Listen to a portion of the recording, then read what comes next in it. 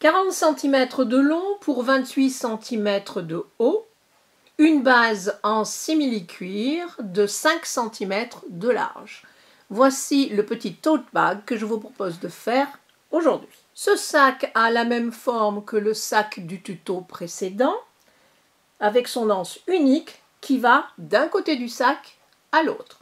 Le rabat est en simili-cuir doublé et il a une fermeture aimantée. Voici la particularité de ce sac, une pochette plate, détachable, avec sa petite dragonne et un mousqueton qui s'accroche à une petite languette pliée en deux, cousue dans la couture. La pochette zippée reste bien en place grâce à deux boutons pression en résine. La pochette fait 18 cm de long sur 14 cm de haut.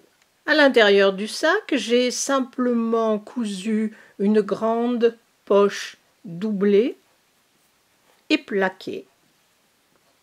À vous d'en rajouter évidemment de l'autre côté.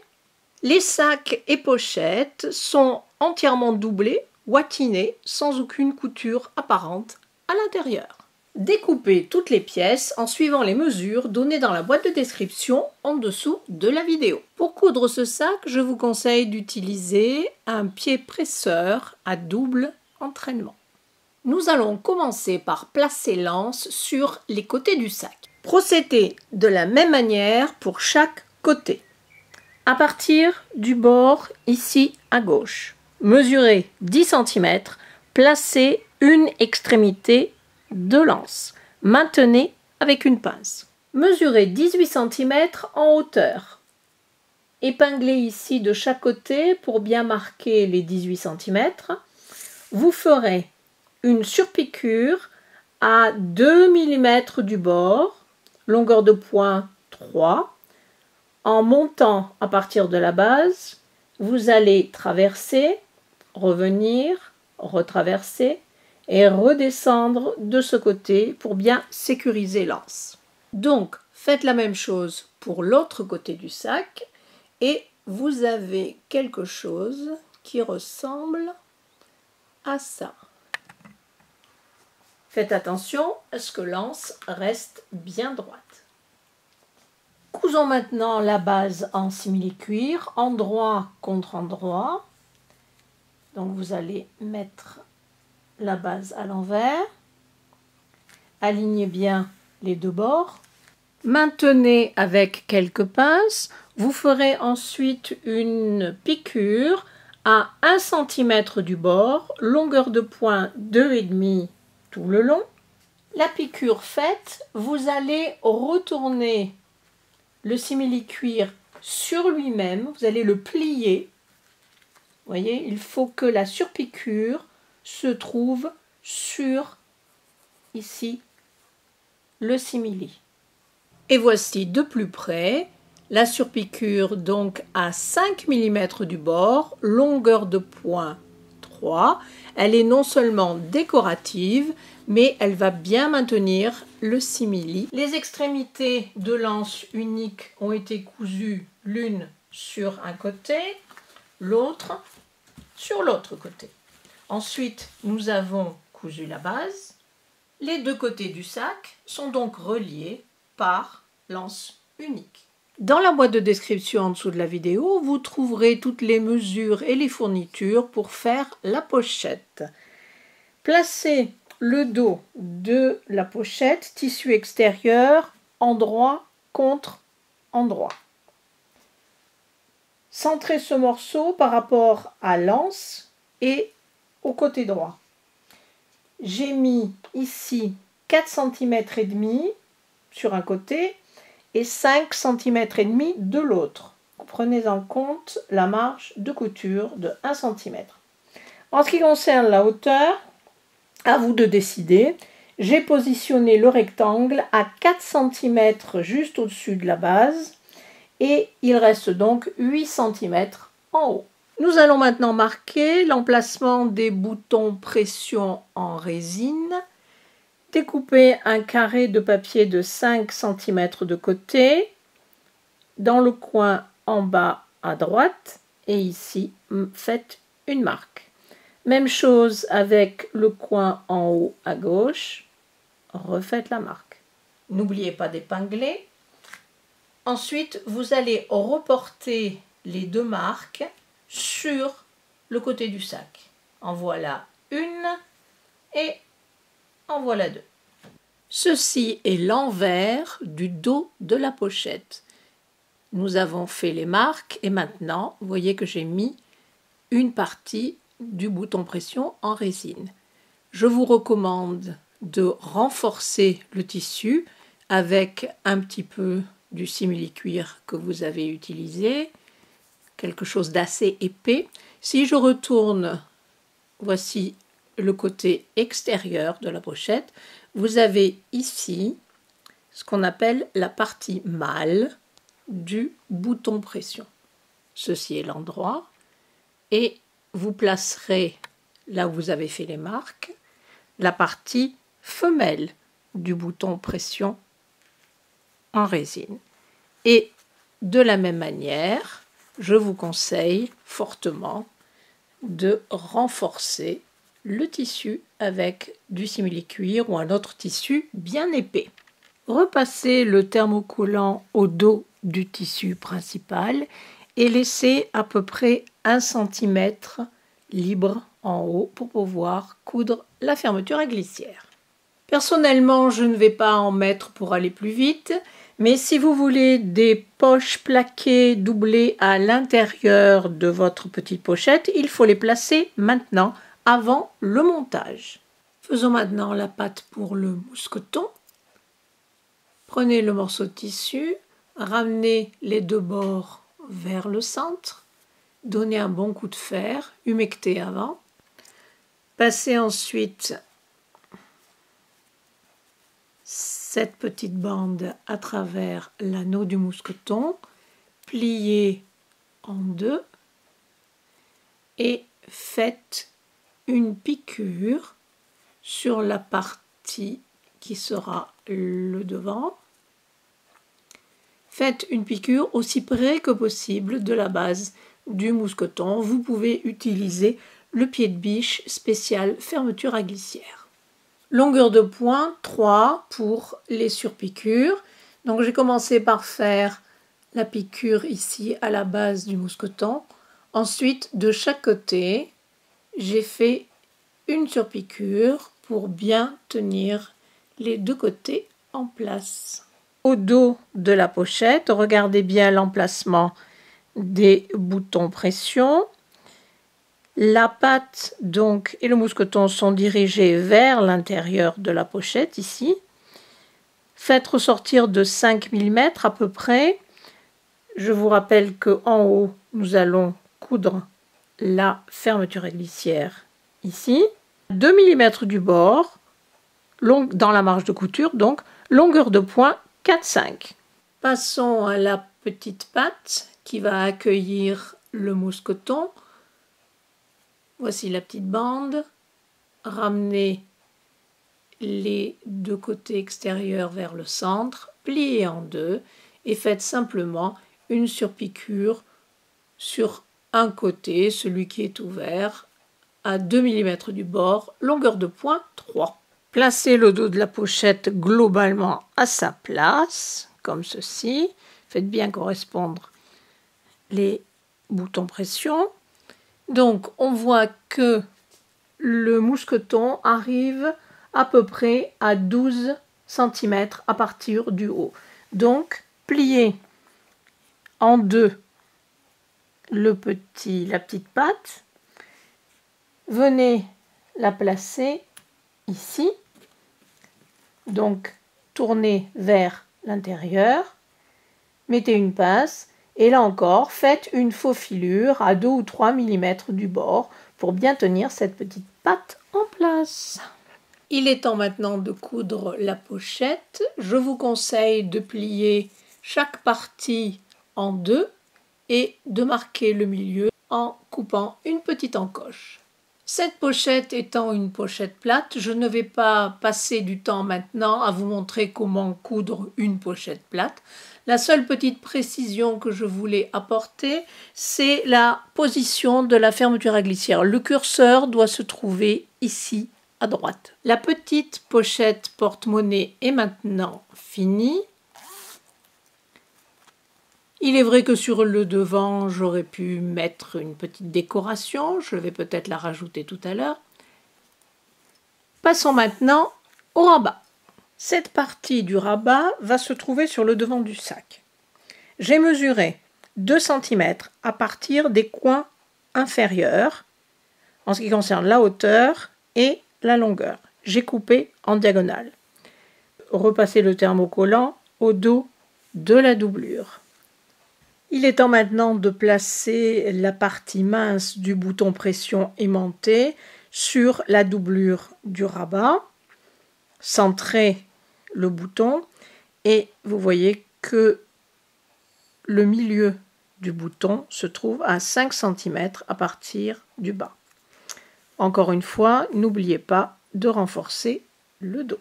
Si les débutantes ont un petit souci avec la pose de ce genre de pression, j'ai fait un tuto technique là-dessus qui est très court. Le lien vous sera donné dans la boîte de description en dessous de la vidéo. Vous avez marqué les milieux de la doublure du rabat en haut et en bas, ainsi que le milieu du devant du sac. Faites coïncider ces milieux et marquez l'endroit où la partie du bouton pression rencontre le devant. Sur le devant du sac, placez maintenant l'autre partie du bouton pression aimanté. Utilisez un des côtés du sac comme gabarit et découpez du thermocollant pour chaque côté. J'ai pris ici de la Vliseline H640 qui est un molleton un petit peu épais. Vous ferez la même chose pour découper 2 morceaux de doublure. Placez les 2 parties endroit contre endroit, alignez bien tous les bords, placez quelques pinces pour maintenir les tissus et faites une piqûre longueur de pointe 2,5 à 5 mm du bord sur presque tous les côtés. Vous laisserez le haut ouvert. Crantez légèrement dans les coins et retournez délicatement sur l'endroit par l'ouverture. Faites bien ressortir les coins et les coutures. Placez quelques pinces pour maintenir le rabat plat. Vous ferez ensuite une surpiqûre à 5 mm du bord, longueur de pointe 3 ou 3,5 selon l'épaisseur de vos tissus. Descendez, contournez, remontez. En ce qui concerne le haut, vérifiez bien que les 2 tissus soient alignés correctement. Vous ferez une faufilure à 2 mm du bord, longueur de pointe 4,5. Placez le rabat endroit contre endroit sur le dos du sac. Centrez le rabat, mesurez bien de chaque côté. Il faut que le haut du rabat soit exactement au même niveau que le haut du sac. Vous allez mettre quelques pinces et refaire une faufilure juste en haut à 2 mm du bord pour bien tenir le rabat en place. Si vous désirez des poches à l'intérieur de votre sac, il faut les poser et les coudre maintenant. Je me contenterai de mettre une poche plaquée doublée de bonne taille. Je la diviserai en 2 tout à l'heure après l'avoir piquée sur les 3 côtés. Regardez mon tuto technique sur cette poche plaquée doublée. Le lien est dans la boîte de description en dessous de la vidéo et les mesures vous sont données aussi dans cette boîte de description. De l'autre côté de la doublure, pourquoi ne pas mettre une poche zippée cachée doublée? Je l'ai fait dans mon tuto précédent, vous pouvez aller le voir. Vous utilisez évidemment le même gabarit Regardez aussi mon tuto technique sur ce genre de poche. Je vais faire maintenant un gros plan pour que vous puissiez recopier les mesures. Le montage du sac est très facile. Prenez ici ce que moi je vais utiliser comme l'arrière du sac. C'est là où vous avez le rabat et les boutons pression. L'autre partie, c'est-à-dire le devant du sac, placez-le un petit peu vers le bas. Faites attention à la l'anse. Maintenant, prenez une partie de la doublure. J'ai pris celle où il n'y a pas de poche. Placez endroit contre endroit. Alignez bien le bord supérieur et les bords latéraux. Comme ceci. Placez quelques pinces et faites une piqûre à 1 cm tout le long. Longueur de pointe 2,5 évidemment. Là vous voyez que la faux filure du rabat se trouve bien à l'intérieur de la marge de couture. Placez maintenant ce que vous venez de coudre sur le côté. Vous avez ici le devant du sac. Prenez l'autre partie de la doublure, endroit contre endroit. La même chose, alignez bien tous les bords et refaites la même piqûre. Plusieurs petites choses. D'abord, ouvrez les 2 coutures que vous venez de faire. Humectez un tout petit peu et repassez pour bien les aplatir. Maintenant, vous allez placer endroit contre endroit les 2 parties de la doublure pour bien vérifier que l'anse ne soit pas tordue. Étape suivante, placez les 2 parties du tissu extérieur endroit contre endroit, ce qui veut dire que de l'autre côté vous avez les 2 parties de la doublure endroit contre endroit. Avant d'épingler ou de mettre des pinces, vérifiez bien que ces 2 coutures, l'une en face de l'autre, soient vraiment bien alignées. Placez des pinces ou des épingles d'un côté et de l'autre. Vous devez aussi bien faire correspondre la couture entre le tissu de la base et le tissu du haut du sac. L'anse se trouve quelque part ici, vers le centre, loin des coutures. Rappelez-vous que la petite patte ici pour accrocher le mousqueton doit se plier vers l'intérieur du sac aussi. Maintenant, vous allez faire une piqûre à 1 cm du bord, quasiment tout autour. Vous savez que vous ne devez pas coudre les coins pour le moment. Laissez une ouverture dans la base de la doublure à peu près de 25 cm. Ouvrez chaque coin, faites correspondre les coutures d'un côté et de l'autre. Placez une pince pour les parties épaisses. Faites exactement la même chose avec la partie doublure. Vous voyez, j'ai bien ouvert les deux coutures. J'ai placé, si on la voit, une épingle bien au milieu. Maintenant, ce que vous allez faire, c'est que vous allez faire correspondre un coin de la doublure. Vous voyez, le sac est un peu grand, je suis désolée. Remontez la couture, allez attraper le coin équivalent, superposez les 2 coins correctement, placez des pinces pour les tenir en place et vous ferez une couture, une piqûre à 1 cm du bord, longueur de point 2,5. Une fois ce côté fini, vous ferez la même chose avec les 2 autres coins. Cette technique de coudre les 2 coins ensemble, un de la doublure, un du tissu extérieur, fait que la doublure ne se promènera pas à l'intérieur de votre sac. Maintenant, par l'ouverture, retournez le sac sur l'endroit. Il nous faut maintenant coudre l'ouverture, tirer de chaque côté, les deux bords se rapprochent naturellement. Mettez quelques épingles. Pour fermer les ouvertures, je fais toujours un point à la main qui s'appelle le point d'échelle et qui donne une très jolie finition. J'ai fait un tuto technique sur ce point. Le lien vous est donné dans la boîte de description. Ce point est très facile à faire. Regardez le résultat, une couture nette et bien plate. Maintenant, retournez le sac sur l'endroit correctement et faites bien ressortir tous les coins. La base du sac et les coins sont bien définis. Maintenant, nous devons faire une petite surpiqûre pour définir le haut du sac. Donc, poussez bien la doublure à l'intérieur, mettez des pinces tout autour. Vous ferez ensuite une surpiqûre à 5 mm du bord, longueur de pointe 3, tout autour. Lorsque vous arrivez au niveau du rabat, vous devez placer celui-ci de cette manière sous le pied de biche.